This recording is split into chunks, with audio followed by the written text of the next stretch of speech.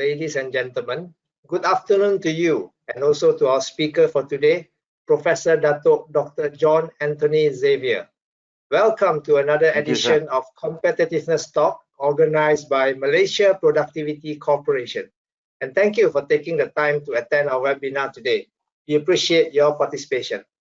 Our talk today is the 35th of our continuing series of webinars focusing on Malaysia's competitiveness performance and ranking as assessed and reported yearly by international organizations. IMD, short for the International Institute for Management Development, published this performance and rank in their World Competitiveness Yearbook. So do the World Economic Forum, or in short WEF, in their Global Competitiveness Report. In the recent World Competitiveness Yearbook 2020, also known as WCY 2020, Malaysia's competitiveness ranking has dropped to 27th position from 22nd in 2019, out of 63 countries assessed by IMD. This overall competitiveness score and rank is calculated based on 255 criteria, measuring different dimensions of an economy's competitiveness. Two-thirds of the criteria use hard data or statistics obtained from international as well as national sources, and one-third of the criteria uses survey data obtained from an executive opinion survey aimed at respondents from the middle and senior management levels of the private sector. The 255 criteria are categorized into the 4 competitiveness factors of economic performance, government efficiency, business efficiency, and infrastructure. In our talk today, Datuk John will be presenting on total general government debt measured as a percentage of GDP, which is a criterion in the category of public finance within the government efficiency factor. I'm sure Datuk John will enlighten us on what constitutes total general government debt and elaborate further on this topic in the context of competitiveness, as well as share with us his recommendations to improve Malaysia's performance and rank for this criterion. Now, let me first introduce our esteemed speaker before handing over the session to him. Professor Datuk Dr. John Anthony Xavier was a career civil servant for 36 years with the Malaysian government as an administrative and diplomatic officer. He served in various management capacities in ministries and departments, including the Inland Revenue Department, Ministry of International Trade and Industry, Ministry of Science, Technology and Environment, Ministry of Health, Ministry of Primary Industries, Ministry of Finance, the National Institute of Public Administration, and the Public Service Department. As a master trainer, he has conducted training for senior civil servants at the National Institute of Public Administration. His current training includes leadership, public service reform, public policy analysis, and case study development. As an academic, Datuk John has researched and published over 30 refereed articles on public management reform, including performance management and the Blue Ocean strategy. He teaches corporate strategy and public policy. He has also authored 6 books on law, competitiveness, and public management, and co-authored book chapters. His latest book, published in 2017, is titled Competitiveness: What Government and Business Should Do. At the international level, Datuk John has worked as the United Nations Development Programme's resident consultant to the government of Kuwait in performance budgeting and performance management system. He has undertaken training and development in case study development and leadership in Kenya and Nigeria under the auspices of the Commonwealth Association for Public Administration, and also trained over 200 senior Sri Lankan civil servants on strategic planning and performance management on behalf of the Commonwealth Secretariat. Also, he has worked as a consultant to the IMF, World Bank, Asian Productivity Corporation and Management, and the Arab Administrative and Development Organization in the domains of public budgeting, performance management, and organizational design. With that, I now hand over the session to our speaker. Over to you, Datuk. Oh, thank you very much, Mr. Wong, for your very kind words and a generous introduction. At the outset, excuse me, I would like to thank the Malaysia Productivity Corporation for this opportunity to share my thoughts on the government debt position as a percentage of GDP. This is one of the indicators, as you rightly pointed out, Mr. Wong, in the IMD World Economic Yearbook that determines the overall ranking of Malaysia in their competitiveness.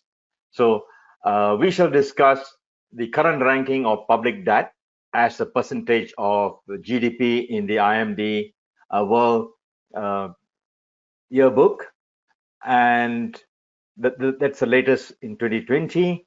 We will also talk about what are the factors that contribute to the current debt position. Are we better? Are we worse? And why are we in that position? And then we'll look at some of the recommendations that we can offer to the authorities on how to contain the debt position so that we can help improve not only the competitiveness ranking in that particular indicator of public debt, but also to the overall ranking of Malaysia in the IMD competitiveness index. So where are we now? As you can see, in 2020 we are ranked number 36. So that's our 36th rank out of the 160.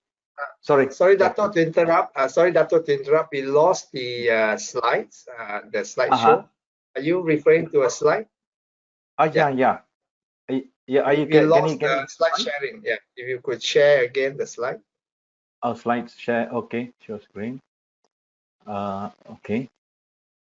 Can you see it? Yes. Now? Okay. Yes, we can. Lovely. I can see it now. Yes. Lovely. So sorry. Yeah. So so this is the position that we are in 2020. We are number 36. There's been no change from the indicator level of 2019. Hong Kong is number 1 at 0.05, the score. And if we look at over the 10 years, we have been stagnating around 36, 37, around thereabouts. And we have not made much headway in terms of improving our ranking. The smaller the number, the better it is. But we have been only around 36, 37, and 36, vis-a-vis the rest of the 163 other economies in terms of the government debt as a percentage of GDP. But the whole world is in dire straits now, and it is expected that the global public debt is projected to reach 101.5% of the global GDP in 2020. We are expecting to hit 60% of our GDP, given our 4 stimulus packages to the tune of 315 billion, with a 55 billion ringgit fresh injection. So we are in the same boat. So and because of that, we do not expect our debt situation to improve in the coming year. But nevertheless, I think if we can put in place some of the suggestions that we are going to look at, perhaps we could have a marginal improvement compared to the rest of the world. So just a quick introduction as who are the authorities and regulations behind the management of public debt? Well, the key authorities are basically the Ministry of Finance and Bank Negara Malaysia. And we have a number of statutory instruments. We have a number of administrative instruments in the management of the public debt. For example, the Loan Act of 1959 says that you can only borrow money to finance development expenditure, and you can only and the debt ceiling must not exceed 55% of GDP, and your local debt ceiling comes from your Malaysian government securities, and the ceiling is also set. But and more important, there's also a ceiling on the debt service charges, the interest payments that we pay every year to service our charges.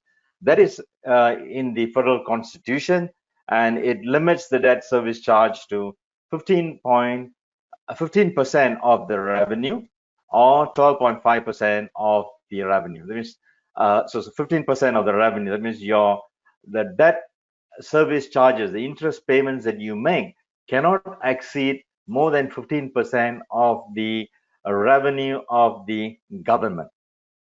So while the limit was at 55% of GDP, the temporary COVID-19 Act of 2020 that will expire in 2022 has increased the statutory debt limit to 60% to accommodate the borrowing that would have to be done to finance the 55 billion fresh injection that the government will have to inject into the economy, which is injecting, in fact, as a result of the 4 stimulus packages.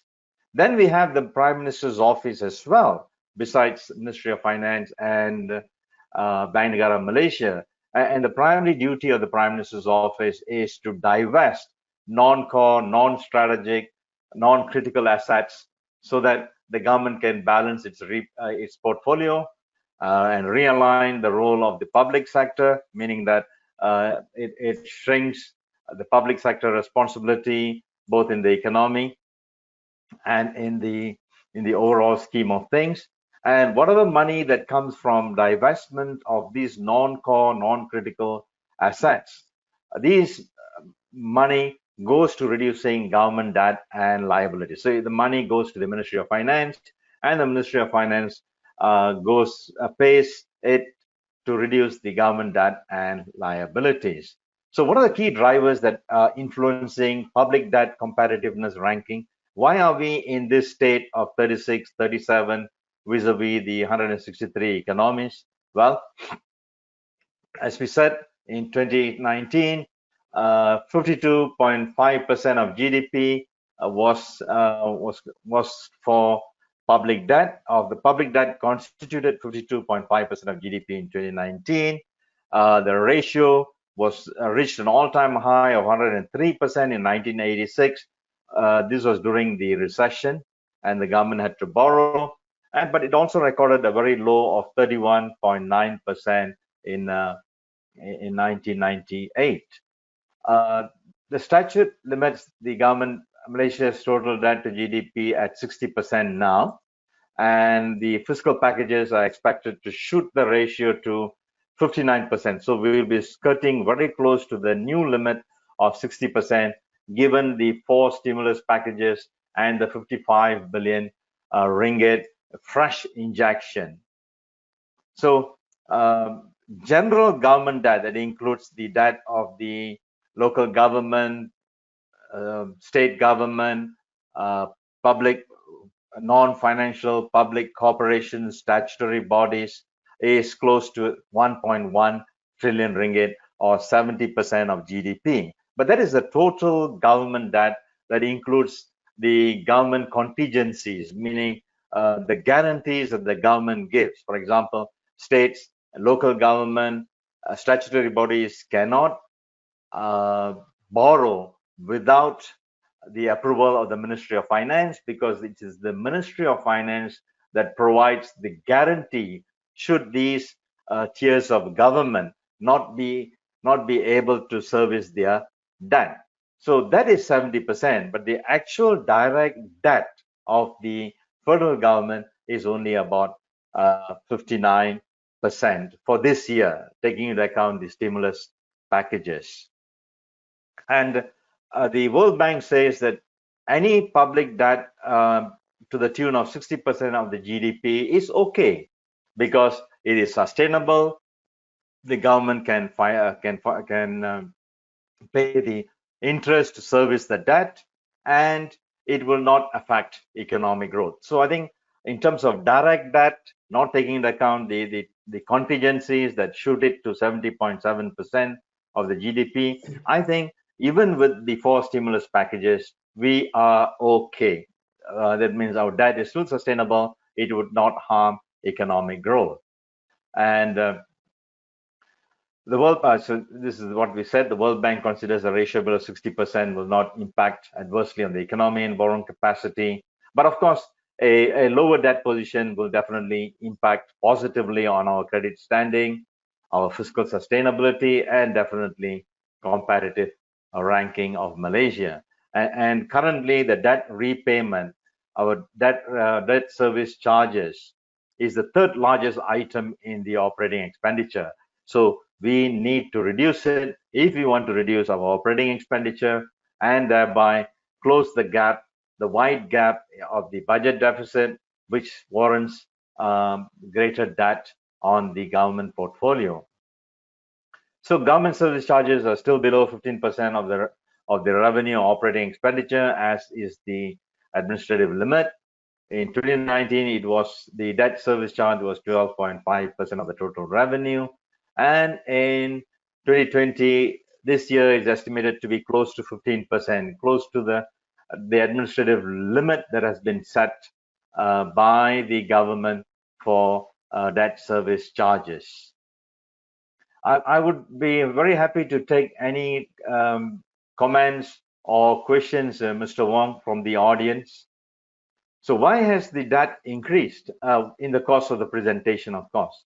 Why has the debt increased? Simply because we have been incurring budget deficits since 1998, from the time the Asian financial crisis hit us. Then there has been a widening debt of the non-financial public enterprises, public-private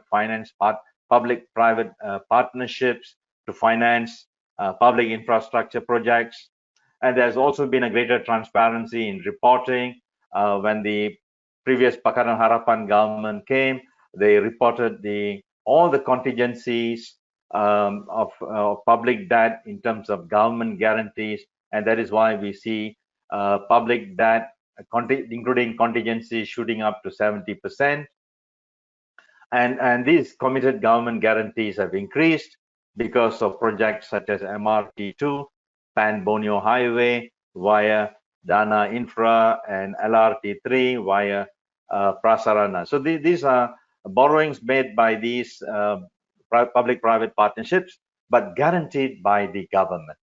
And of course, the 4 stimulus packages to the tune of 315 billion, and with a direct fiscal injection of 55 billion, has also contributed to the increased debt position from 53 to 59%. And we must also mention that there is a debt management office in the Ministry of Finance.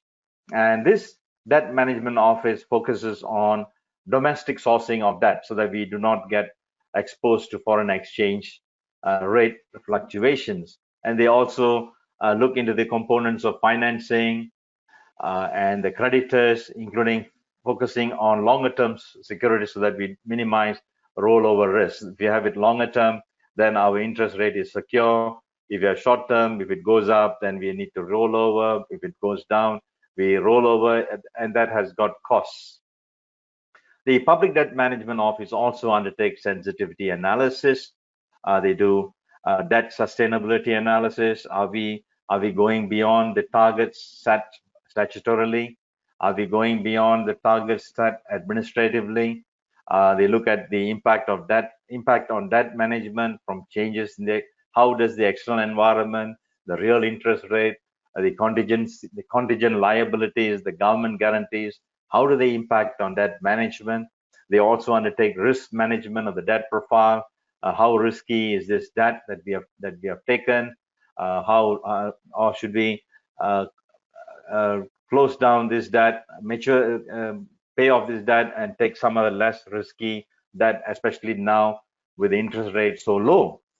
We can do this kind of risk assessment and change the portfolio and profile of our debt. And that is the role of the Ministry of Finance, specifically the Debt Management Office.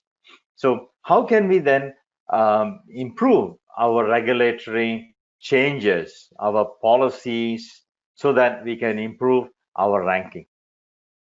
What recommendations can we give? And our recommendations are as follows. Number one, we need to make sure that we have a sound macroeconomic management. Once we have a sound macroeconomic management, there will be economic stability in the country. Stable fiscal policy, stable monetary policy, and this will reduce uncertainty.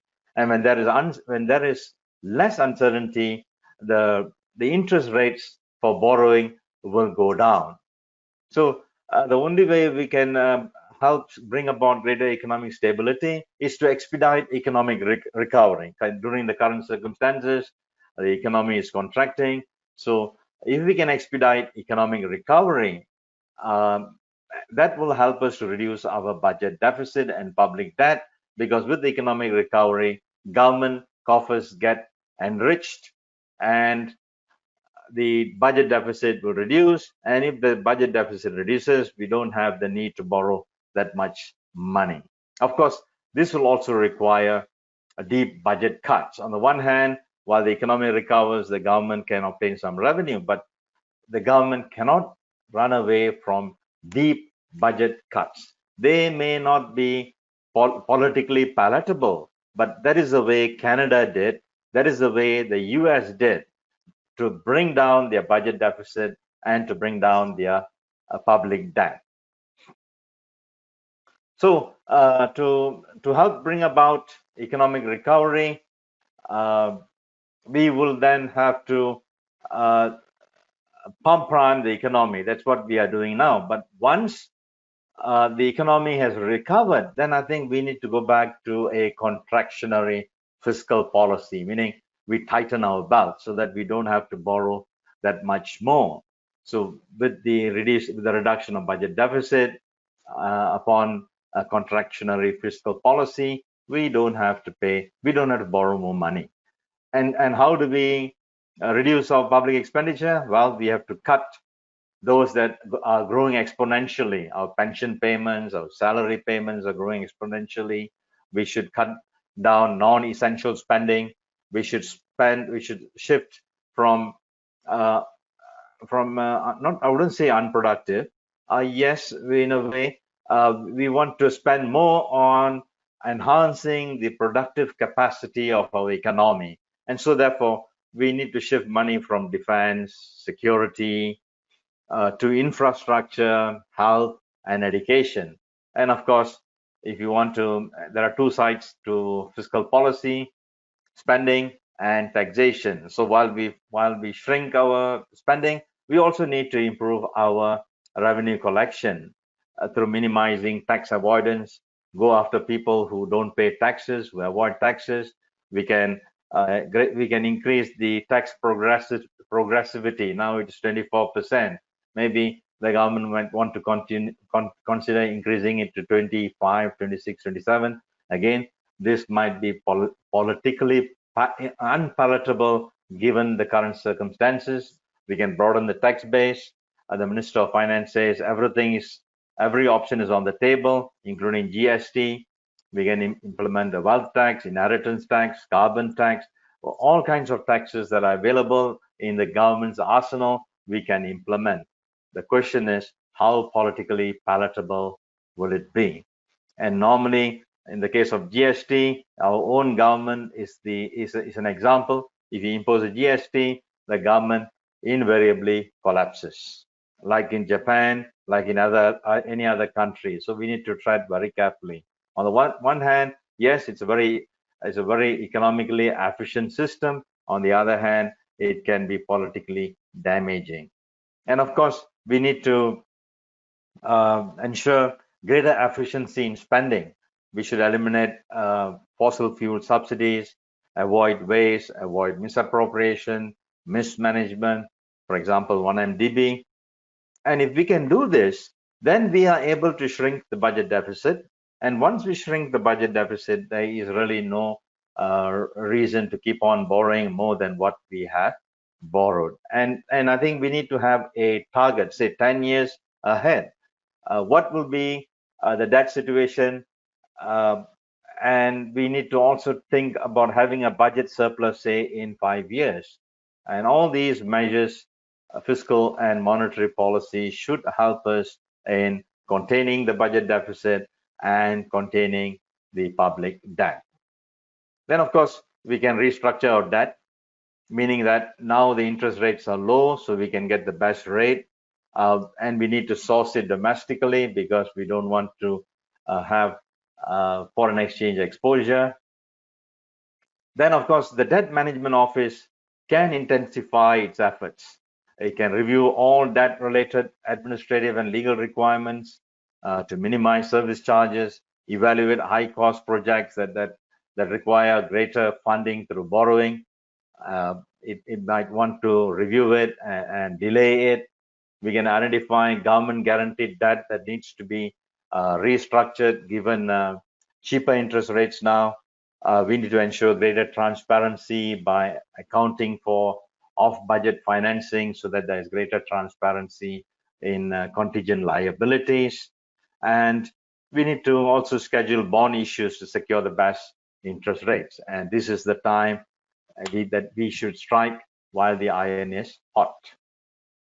And of course, DMO can also ensure greater transparency in debt management. Again, all these things will help us in providing greater certainty, greater confidence among creditors from whom we are going to borrow, and we will be able to get better rates. And at the same time, it'll also help in us improving our credit rating by the international credit rating organizations.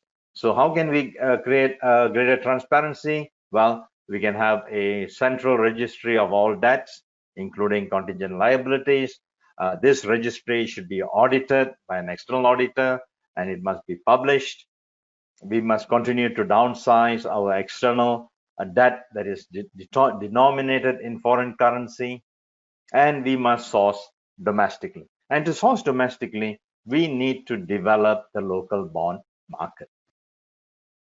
And of course, for a better debt management, there must be a nexus between debt management and our medium-term fiscal framework.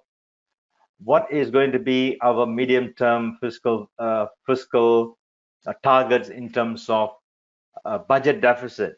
And if there is going to be a budget deficit, then it's going to impact on our debt management. So I think if we can integrate our debt management with the medium-term fiscal framework in terms of our taxes, in terms of our budget expenditure, I think then we can have better debt management and better borrowing strategies. And that calls for a comprehensive debt management plan. And this debt management plan, as we said, should be aligned with the fiscal framework. It should highlight the composition of public debt in the medium term. It should make an explicit link between debt and fiscal and monetary policy. It should track long-term borrowing needs based on fiscal management of the economy of the future. Then it should undertake debt sustainability sensitivity analysis. It is doing now over the years, but it should also include in-year variations in fiscal balance, interest rate, and exchange rates. So we do the DMO, the Debt Management Office, is undertaking sensitivity analysis, but they do it over the years. We are suggesting that they should do it in-year monitoring for variations in fiscal balance, interest rate, and exchange rates. And of course, to ensure greater transparency, confidence among the credit rating agencies, among our creditors, we must communicate this plan to the public. And of course, now all our legislative requirements, our administrative requirements, budget ceilings, constitutional provision on debt management, the Loan Act, they're all scattered, they're all fragmented, they're all over the place. So we are suggesting that if you want to have a sound debt management, we should consolidate all these laws, constitutional provisions, laws and administrative guidelines, and regulations into one single consolidated legal framework. Maybe we can have a Fiscal Responsibility Act, or we can have a Debt Management Act, whatever, or we can have an existing act which incorporates all these scattered pieces of legislative requirements, administrative requirements under one particular legislation, easier to refer to everybody knows this is what it is, there can be a better management. So the rules and regulations can stay. What we are saying is house them into one single consolidated legal document.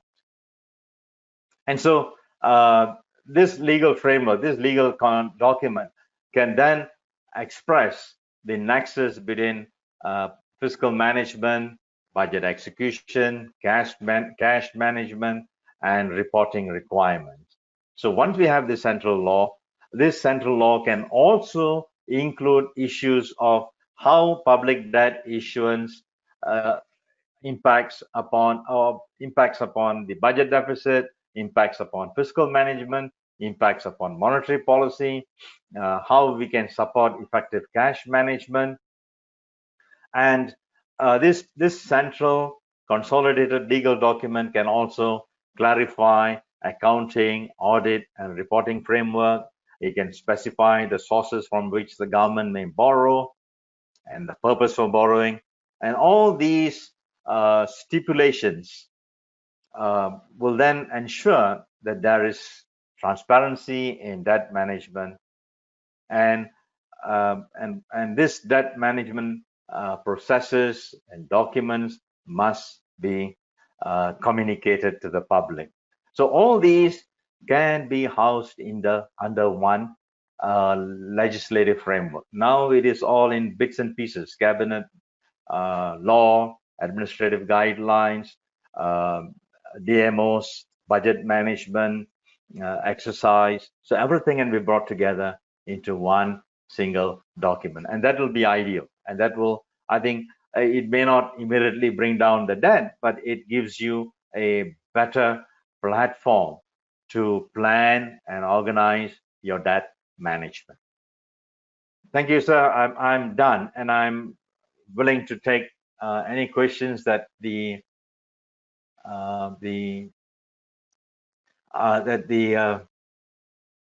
our distinguished audience and you, sir, would like to ask regarding the presentation. Yeah. Okay. Thank you, Datuk John. Yeah. Yeah. I'm looking at the question and chat box here. At the moment, there are no questions yet. Yeah. We see whether any question will come in. Okay. In the meantime, probably I kick off with a question first, Datuk. Lovely. Yeah. So, well, the government debt. Yeah, we're talking about this national government debt. For Malaysia, are we having more of an internal debt, i.e., debt that is owed to lenders within the country, or is mostly external debt owed to foreign lenders? Now it is external. External debt is about 55%. Local debt is about 45%.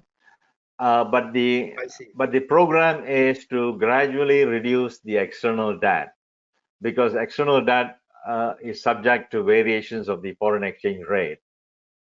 So, and that is why for the latest 4 stimulus packages, whereby we have injected some 55 billion ringgit in fresh funds, the 315 billion includes the existing budget that has been given to the various agencies and statutory bodies. That 55 billion will be sourced locally, and slowly and gradually we are planning to develop. Our bond market is already there, but we are developing it with speed. That is Bank Negara's role, so that the government will be able to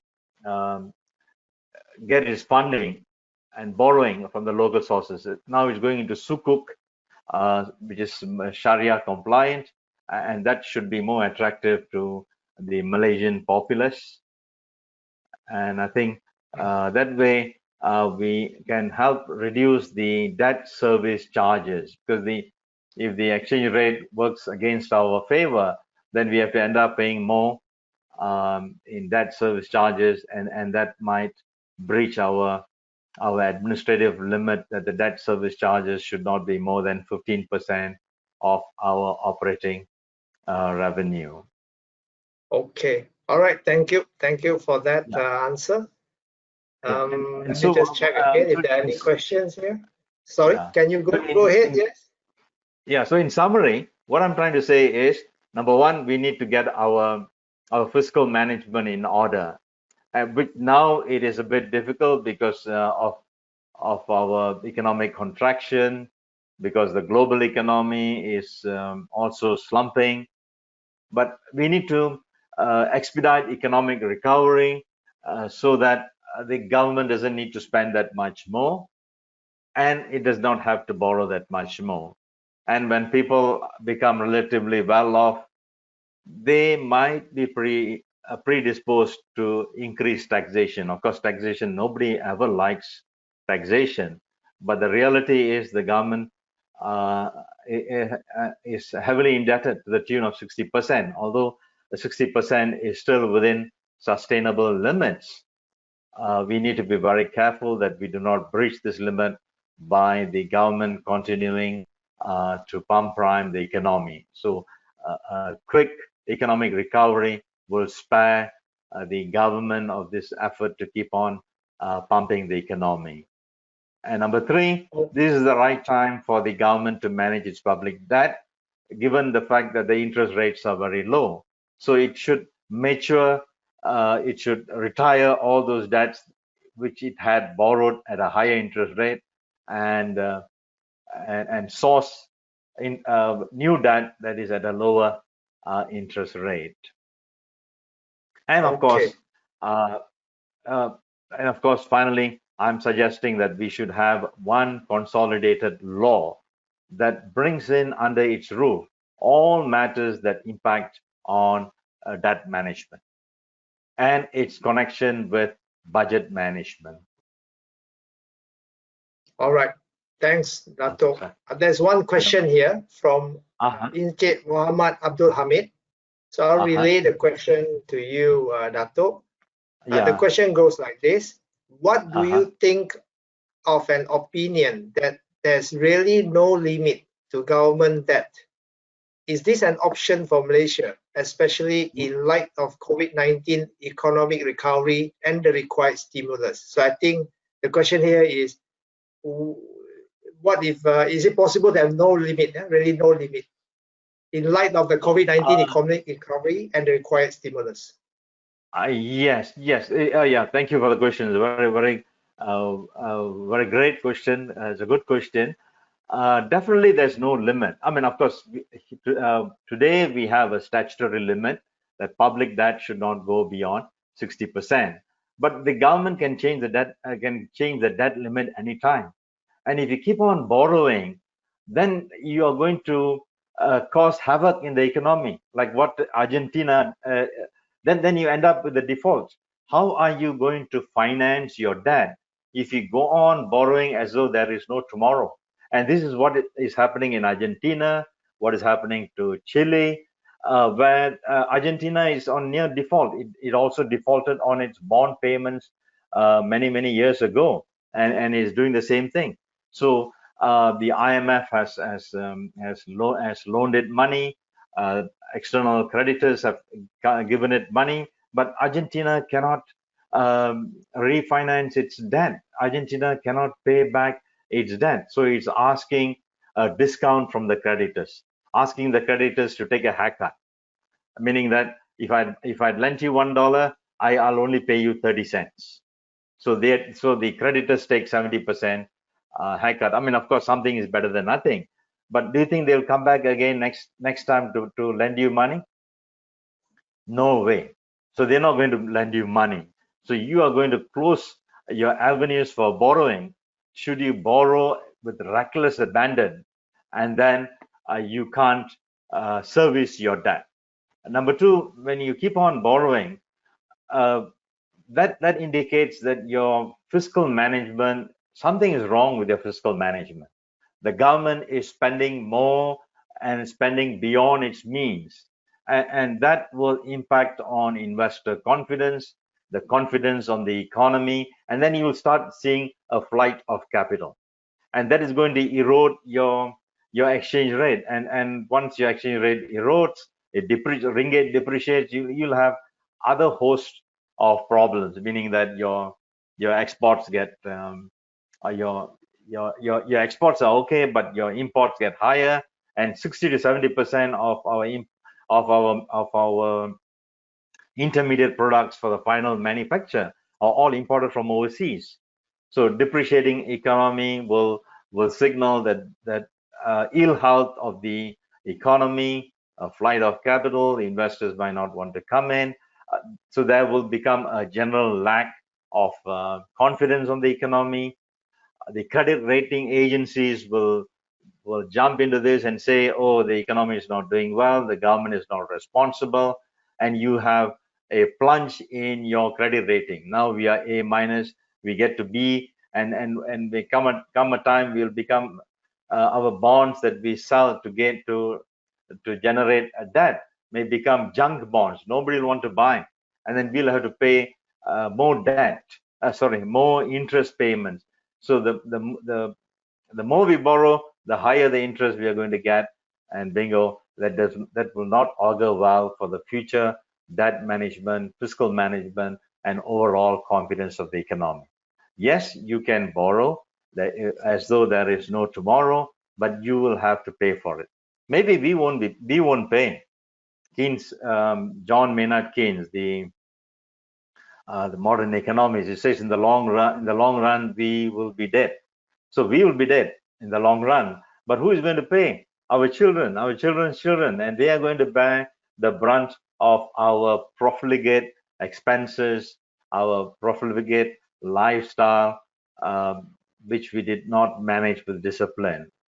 So to cut the long story short, that is why we have decided on 60% debt limit, simply because the World Bank says 60% is the limit beyond which your debt will be unsustainable.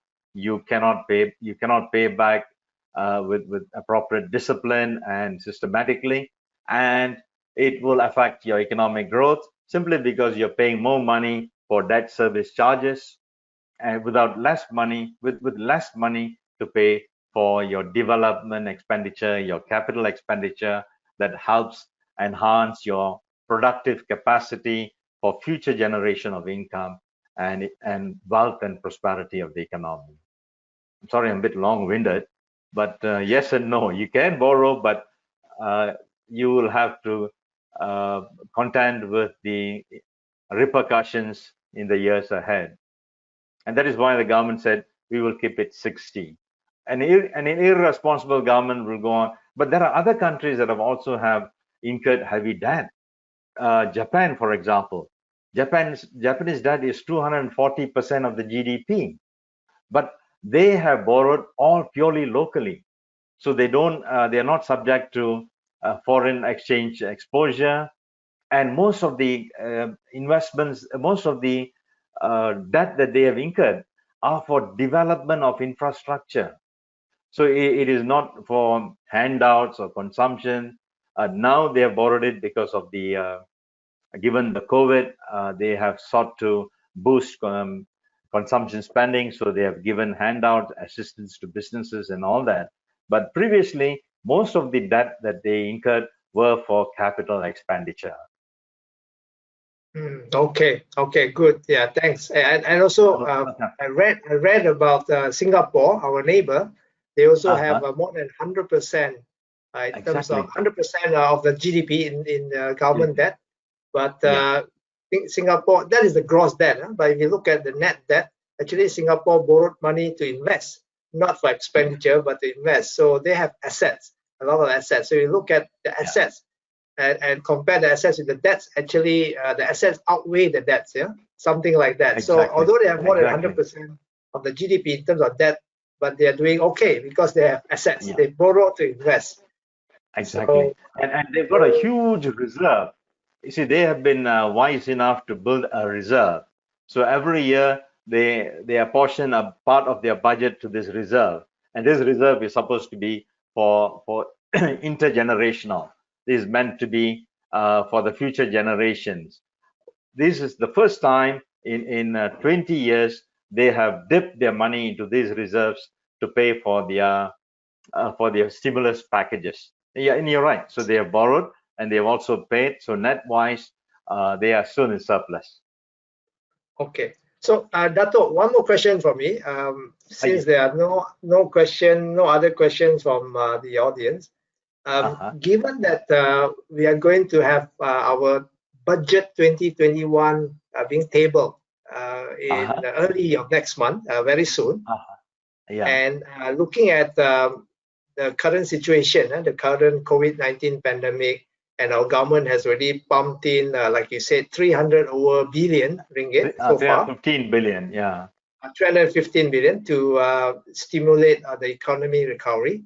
So, in your opinion, Dato', what should the budget 2021 be focusing on? Yes, will it continue to increase the budget deficit and continue to increase our overall government debt in 2021? 2021, yeah, it's the government is in a very tight position because now we are in the midst of a third wave, and people are already putting up their hands and saying, "Please help us! We are drowning." Businesses want money. SMEs say they can't work with your work from home arrangements. How can we work when our laborers are at home? They cannot work from home. They have to be physically in the factories. And you cannot say officers only 20% can go to work, because we need officers, executives, supervisors to supervise them. And because of all these arrangements, our businesses are failing, and we need help. Otherwise, we'll go under. So I think, and of course, unemployment is still going up. Unemployment is expected that once we are through with the COVID, we will end up with 2 million people unemployed. So, and these people are without work. The poverty rate is going up.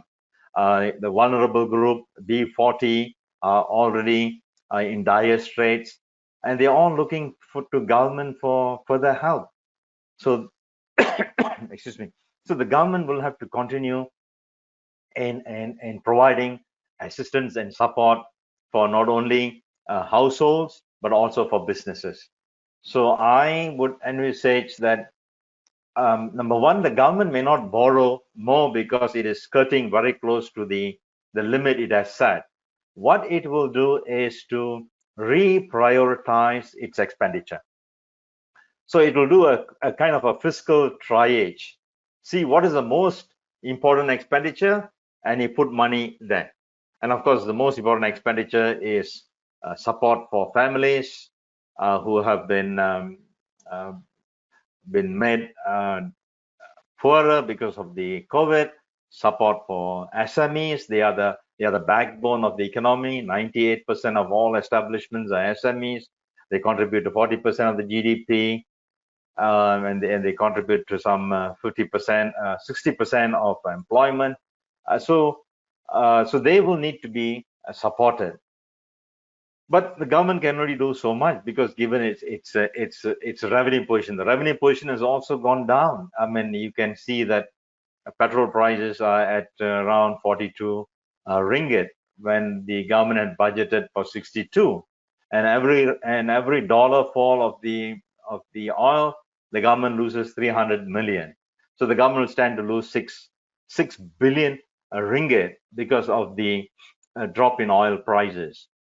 The Inland Revenue Board originally forecast to collect 154 billion in terms of personal and corporate taxes. Now they say we are only targeting around 100 billion. So there's another 54 billion down, plus 6 billion in terms of petrol revenue shrinkage. Then we are losing about 2 billion in terms of import revenue. So all that works out to about 70 billion net loss of potential revenue. So the revenue will be lesser than what the government has planned. Expenditure will be invariably higher. So I would think that the government's first priority will be to shunt money to help businesses, help the vulnerable group, the B40, and to provide money to um, ministries, frontline agencies like health, security services. Education is also important. But education is considered non-essential, so you have schools closed down, and every month of school closure has a lasting impact on the child's prospects for the future. So you cannot indefinitely keep on closing down the schools. So the stopgap measure will be, of course, to come up with the digital tools, the digital solutions, but that also goes to a roadblock in terms of connectivity.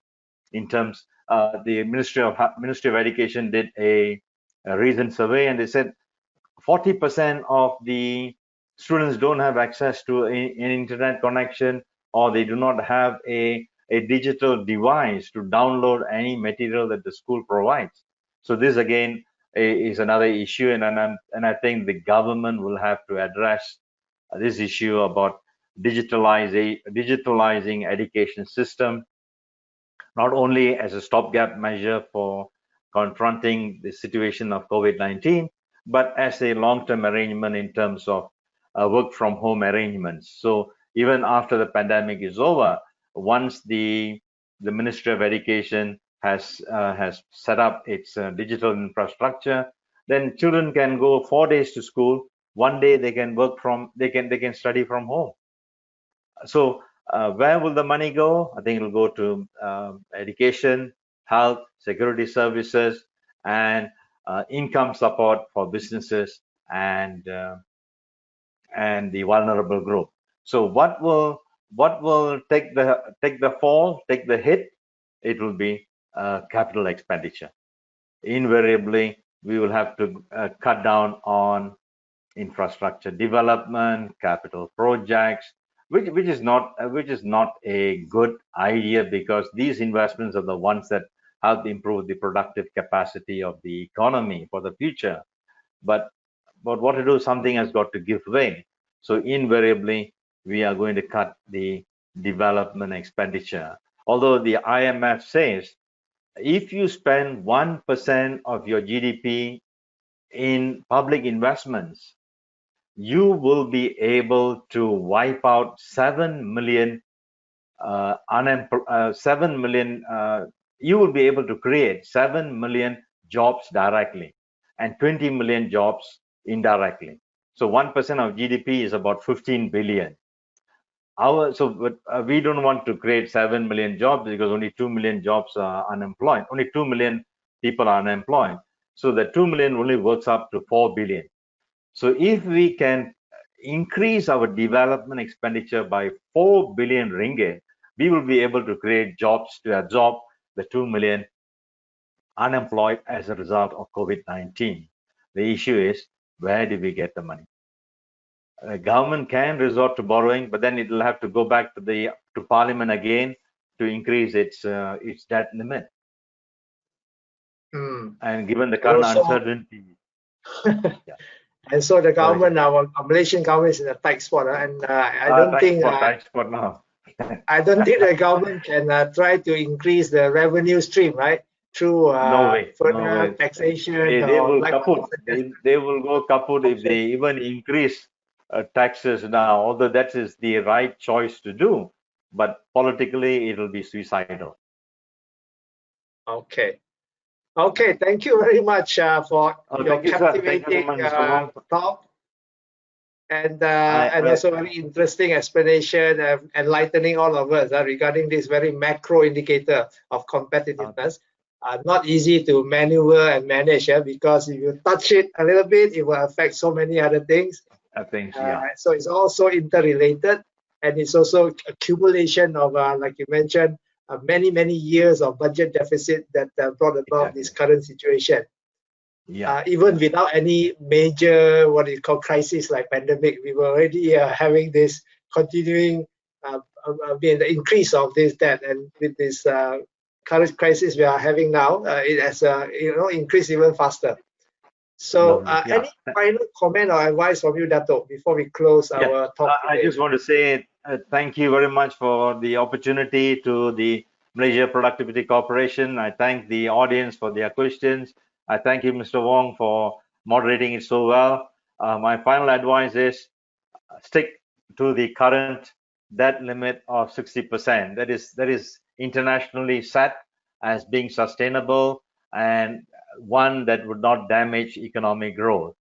So I think if we go beyond that, unless it is a very temporary spike from the limit, but if it is going to be a permanent feature, the economy will not grow as much as it would otherwise grow if we had kept to our 60% to GDP limit. So I think the bottom line is we do not want to be irresponsible. We don't want to be an irresponsible government as other third world countries that have defaulted on their loans, that have caused misery to their citizenry. So if you want to manage our economy well, let us keep it to the 60% that has been just passed by Parliament in September this year. So with this, I wish the Malaysia Productivity Corporation all the very best in upgrading our competitiveness, and I look forward to working with you, Mr. Wong, in our future work in competitiveness. Yeah, likewise. Look forward to that too, Datuk. So we have come to the end of our talk today, ladies and gentlemen. I'd like to thank all of you who have joined our webinar today for taking precious time out from your busy schedule to participate in this webinar. And I wish everyone here a good day, a productive rest of the week ahead, and stay healthy, stay safe, and as much as possible, stay home now that our CMCO period has been extended for another 14 days. Goodbye. Yes. See you all again next time. Bye-bye. Thank you.